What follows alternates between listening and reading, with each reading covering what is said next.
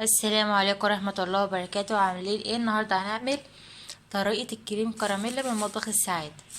معانا مج كريم كراميل، ومعانا نص مج سكر، ومعانا هنا كيلو ونص لبن.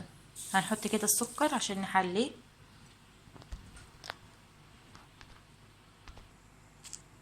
حلينا ايه كده السكر، هنسيبه لحد ما يغلي ونحط الكريم كراميل. دي طريقة الكريم الكراميل الجاهزة، يعني مش اللي هي التانية اللي هي بيض وكده. هنعمل بقى معاكم ايه العسل بتاعه. هنعمل بقى الكراميل. حطينا كده السكر، هنحط بس معلقة مية.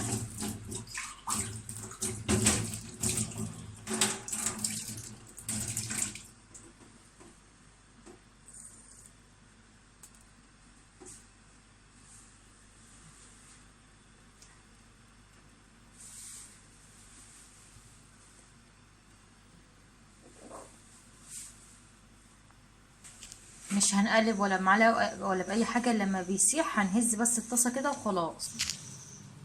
كده بقى اللبن ايه بدأ ان هو يغلي معانا. هنحط بقى ايه كده، ونفضل كده ايه العسل معانا عمل، فبنحطه كده ايه في اطباق كده. ايه حطينا بقى ايه الكراميل، هنحط بقى الايه